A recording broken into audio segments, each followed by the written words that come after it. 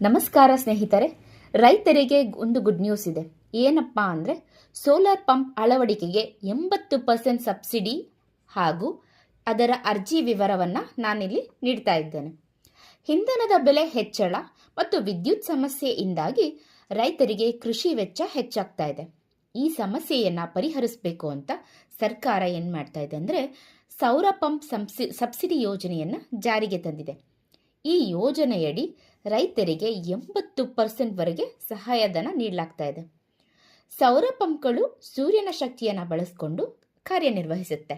ಇದರಿಂದ ರೈತರು ಡೀಸೆಲ್ ಅಥವಾ ವಿದ್ಯುತ್ ಅವಲಂಬನೆ ಇಲ್ಲದೆ ತಮ್ಮ ಬೆಳೆಗಳಿಗೆ ನೀರಾವರಿ ಮಾಡಬಹುದು. ಈ ಯೋಜನೆ ರೈತರ ವೆಚ್ಚವನ್ನು ಕಡಿಮೆ ಮಾಡೋದ್ರ ಜೊತೆಗೆ ಪರಿಸರ ಸಂರಕ್ಷಣೆಯಲ್ಲಿಯೂ ಕೂಡ ಒಂದು ಪ್ರಮುಖವಾದ ಪಾತ್ರವನ್ನು ವಹಿಸುತ್ತೆ.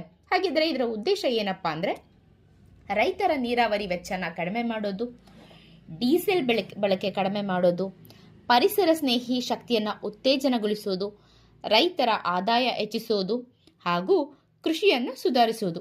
ಈ ಯೋಜನೆಯಿಂದ ರೈತರು ದೊಡ್ಡ ಪ್ರಮಾಣದಲ್ಲಿ ಹಣವನ್ನು ಉಳಿಕೆ ಮಾಡಬಹುದು. ಹಾಗಿದ್ರೆ ಸೋಲಾರ್ ಪಂಪ್ ಹೇಗೆ ಕಾರ್ಯನಿರ್ವಹಿಸುತ್ತೆ ಅಂತ ನೀವು ಕೇಳ್ಬೋದು. ಸೌರ ಪಂಪ್ ಸಿಸ್ಟಮ್ನಲ್ಲಿ ಮುಖ್ಯವಾಗಿ ಒಂದಷ್ಟು ಭಾಗಗಳಿರುತ್ತೆ. ಏನಪ್ಪಾ ಅಂದರೆ ಸೌರ ಪ್ಯಾನಲ್, ಪಂಪ್ ಮೋಟರ್, ಕಂಟ್ರೋಲರ್, ನೀರಿನ ಪೈಪ್ ವ್ಯವಸ್ಥೆ ಇರುತ್ತೆ. ಸೂರ್ಯನ ಬೆಳಕು ಸೌರ ಪ್ಯಾನೆಲ್ ಮೇಲೆ ಬೀಳುವಾಗ ವಿದ್ಯುತ್ ಉತ್ಪತ್ತಿಯಾಗತ್ತೆ. ಆ ವಿದ್ಯುತ್ ಮೋಟರ್ಗೆ ಸರಬರಾಜು ಆಗತ್ತೆ. ಮೋಟರ್ ಕಾರ್ಯನಿರ್ವಹಿಸಿ ನೀರನ್ನು ಎತ್ತುತ್ತೆ. ಇದರಿಂದ ರೈತರು ಸುಲಭವಾಗಿ ನೀರಾವರಿಯನ್ನು ಮಾಡಬಹುದು. ಹಾಗಿದ್ರೆ ಯಾವ್ಯಾವ ರೀತಿಗೆ ಯಾವ ವಿಧವಾದ ಸೌರ ಪಂಪ್ಗಳಿಗೆ ಸಬ್ಸಿಡಿಯನ್ನು ಸರ್ಕಾರ ನೀಡುತ್ತೆ ಅಂತ ನೋಡೋಣ ಬನ್ನಿ. ಮೊದಲನೆಯದಾಗಿ ಸರ್ಫೇಸ್ ಪಂಪ್ ಅಂತ. ಇದು ಬಾವಿ, ಕೆರೆ ಅಥವಾ ಕಾಲುವೆಯಿಂದ ನೀರು ಎತ್ತೋದಕ್ಕೆ ಬಳಸಲಾಗುತ್ತೆ. ಹಾಗೆ ಕಡಿಮೆ ಆಳದ ನೀರಿಗೆ ಇದು ಸೂಕ್ತವಾಗಿದೆ. ಎರಡನೇದು ಸಬ್ಮರ್ಸಿಬಲ್ ಪಂಪ್ ಅಂತ. ಈ ಪಂಪ್ನ ಬೋರ್ವೆಲ್ ಅಥವಾ ಆಳವಾದ ನೀರಿಗಾಗಿ ಬಳಸಲಾಗುತ್ತೆ. ಹಾಗೆ ಇದು ಹೆಚ್ಚಿನ ಸಾಮರ್ಥ್ಯವನ್ನು ಹೊಂದಿರುತ್ತೆ. ಮೂರನೇದು ಸ್ಟ್ಯಾಂಡ್ ಅಲೋನ್ ಸೌರ ಪಂಪ್ ಅಂತ. ಅಂದರೆ ಸಂಪೂರ್ಣವಾಗಿ ಸೌರಶಕ್ತಿ ಮೇಲೆ ಕಾರ್ಯನಿರ್ವಹಿಸುತ್ತೆ. ವಿದ್ಯುತ್ ಸಂಪರ್ಕ ಇದಕ್ಕೆ ಅಗತ್ಯನೇ ಇರೋದಿಲ್ಲ.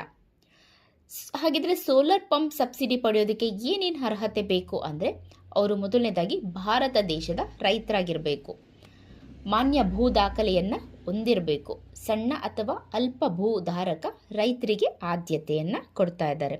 ಅವರ ಹತ್ರ ಆಧಾರ್ ಕಾರ್ಡ್ ಇರಬೇಕು, ಬ್ಯಾಂಕ್ನ ಪಾಸ್ಬುಕ್ ಇರಬೇಕು, ಮೊಬೈಲ್ ಸಂಖ್ಯೆ ಲಿಂಕ್ ಆಗಿರಬೇಕು. ಅಂದರೆ ಬ್ಯಾಂಕ್ ಆಧಾರ್ಗೆ ಮೊಬೈಲ್ ನಂಬರ್ ಲಿಂಕ್ ಆಗಿರಬೇಕು. ಹಿಂದೆ ಯಾವುದೇ ರೀತಿಯ ಸಬ್ಸಿಡಿಯನ್ನು ಇವರು ಪಡೆದಿರಬಾರ್ದು. ಇನ್ನು ಕೆಲವು ರಾಜ್ಯಗಳಲ್ಲಿ ರೈತರ ಗುಂಪು ಅಥವಾ ಸಹಕಾರಿ ಸಂಘಗಳಿಗೂ ಕೂಡ ನೀವು ಅರ್ಜಿಯನ್ನು ಸಲ್ಲಿಸಬಹುದಕ್ಕೆ ಅವಕಾಶವಿದೆ. ಹಾಗಿದ್ರೆ ಸಬ್ಸಿಡಿ ಪ್ರಮಾಣ ಎಷ್ಟಿರುತ್ತೆ, ಎಷ್ಟು ಸಿಗುತ್ತೆ ಅಂದರೆ ಕೇಂದ್ರ ಸರ್ಕಾರದಿಂದ 40%, ರಾಜ್ಯ ಸರ್ಕಾರದಿಂದ 30-40% ಸಿಗುತ್ತೆ. ರೈತರು ಕೇವಲ ಇಲ್ಲಿ 10-20% ಮಾತ್ರನೇ ಪಾವತಿಸಬೇಕು. ಉದಾಹರಣೆಗೆ ಪಂಪ್ನ ಬೆಲೆ 2 ಲಕ್ಷ ಇದೆ ಅಂತ ಅಂದ್ಕೊಳ್ಳಿ. ಆವಾಗ ರೈತರು ಕೇವಲ 20-40 ಸಾವಿರ ರೂಪಾಯಿ, ಅಂದರೆ 2 ಲಕ್ಷಕ್ಕೆ 20-40 ಸಾವಿರ ರೂಪಾಯಿ ಮಾತ್ರ ಹಣನ ಪಾವತಿ ಮಾಡಬೇಕು. ಹಾಗಿದ್ರೆ ಅರ್ಜಿ ಸಲ್ಲಿಸುವ ವಿಧಾನ ಮೊದಲನೇ ಹಂತ. ಇದು ರಾಜ್ಯ ಸರ್ಕಾರದ ಅಧಿಕೃತ ವೆಬ್ಸೈಟ್ಗೆ ಭೇಟಿಯನ್ನು ನೀಡಬೇಕು. ಹಾಗೆ ಹೊಸ ಬಳಕೆದಾರರು ಯಾರಾದರೂ ಇದ್ದರೆ ನೋಂದಣಿ ಮಾಡಿ ಒಂದಷ್ಟು ವಿವರಗಳನ್ನ ನಮೂದಿಸಬೇಕು. ಏನು ಅಂದರೆ ಅವರ ಹೆಸರು, ವಿಳಾಸ, ಆಧಾರ್ ನಂಬರ್, ಭೂಮಿಯ ವಿವರ, ಬ್ಯಾಂಕ್ನ ವಿವರ, ಹಾಗೆ ಅಗತ್ಯವಿರುವಂತಹ ದಾಖಲೆಗಳನ್ನ ಇಲ್ಲಿ ನೀವು ಅಪ್ಲೋಡ್ ಮಾಡಿ ಅರ್ಜಿಯನ್ನು ಸಲ್ಲಿಸಬೇಕು.